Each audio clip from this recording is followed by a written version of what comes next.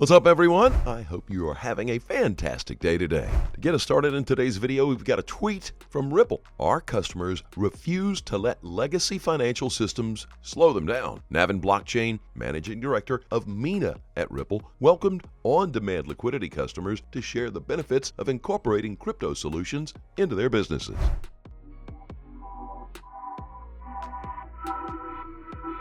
After we adopt Ripple with the ODL as well, it makes the whole transactions to be much more smoother. It used to take half a day at least. Right now it's only 5 minutes to get the funds from Australia all the way to Singapore within 5 minutes times, and it allows to create more business opportunity for us as well. So based on what we have seen after we adopt, we have seen 15% growth from the day we start until today.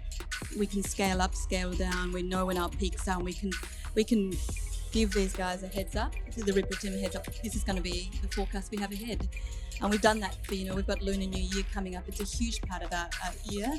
And we know that that's not going to be, there's no roadblocks to that. These guys will know, our partners will know, and it's just an incredible sort of liberating process. We want to grow and without any roadblocks. Amid FTX contagion fears and the legal battle with the U.S. Securities and Exchange Commission, Ripple Labs is currently hosting its Swell Global Conference in London. Brad Garlinghouse said on stage that he believes the crypto industry is going to emerge stronger from the current crisis if it continues to focus on transparency and trust. For the XRP community, this is an important testament to Ripple's ability to get things implemented. What is particularly interesting is that the PAPSS connects not only to banks, but also central banks. As always, welcome back to Moneyside, your favorite crypto news channel.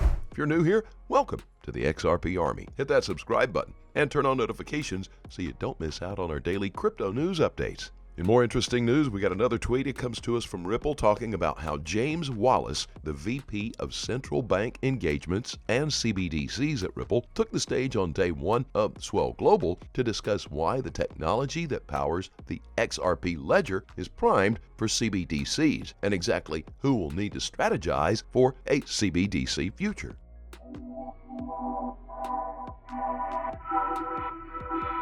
XRP Ledger is, world-leading public blockchain which was built for payments and issuing currencies, so it's a natural fit for CBDCs. We've taken that and basically providing a private version of that for the central banks. Something that's going to be absolutely critical for the success of CBDCs and the adoption of them is the relationship between the public sector and the private sector. As I mentioned earlier, we view that the public sector, the central banks working with the government, will be the designers, the rule setters in terms of policy, and the implementers of the platform for the core capabilities around wholesale and retail CBDC, but that the use cases will come from the private sector. The list just goes on and on and on. There's literally endless potential use cases. This next one is a recap of a conversation between Brad Garlinghouse and Nick Burafato. Such an interesting conversation about the future of XRP and what we should expect in the coming weeks in regards to the Ripple versus SEC lawsuit. Okay, so I'm going to take you through my notes from the day. It's quite loud here, so I apologize. First thing is, I met with Brad Garlinghouse face-to-face, and Brad was so confident. He's got an air of confidence about him that's unbelievable. I met Brad first in 2019 back in Singapore, and he's even more confident today than he was back then.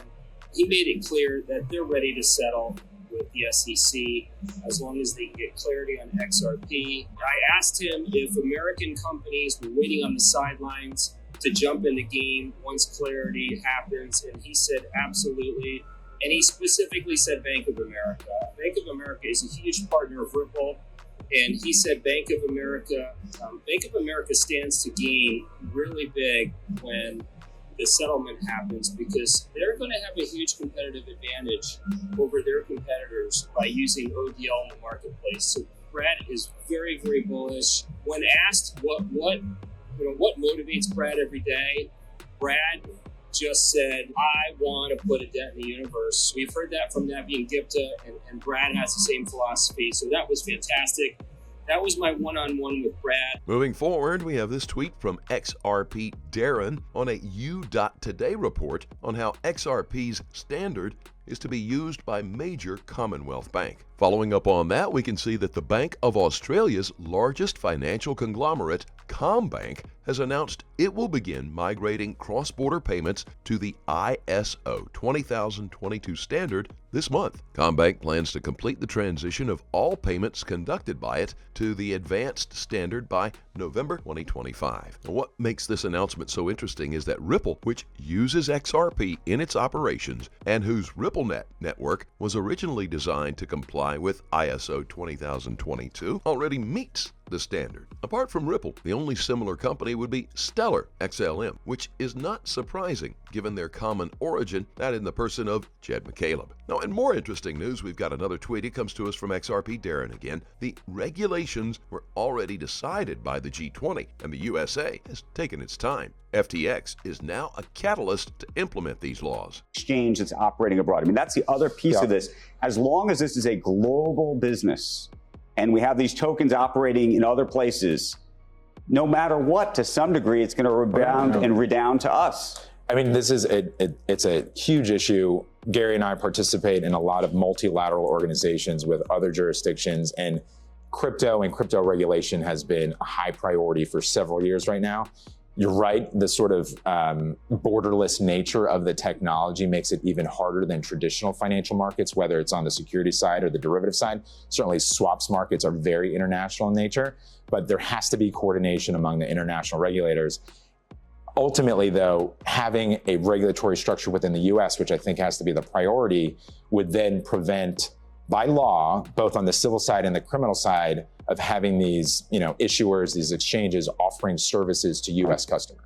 I would sum it up saying that we have an international consensus in the G20 and in the FSB. And the key challenge now is to implement it in each major jurisdiction. We did it in Europe. We have a so-called MiCA regulation, including for stable coins. The so-called crypto winter of early 22 should not be an excuse for complacency. On the contrary, it's time to act. The Bank de France governor just let you know that the group of 20 of the largest countries have already decided what crypto regulations will be. The EU has already acted with MiCA regulations. The rest of the G20 will follow. And as we wind down on today's video, we've got a tweet from Jungle Inc. XRP. And as we can see from his tweet, Jim Cramer compared XRP to Enron. He further stated that the government doesn't feel crypto needs to be regulated. I question, well, what do we know about Solana? What do we know about XRP? I mean, and the answer is zero.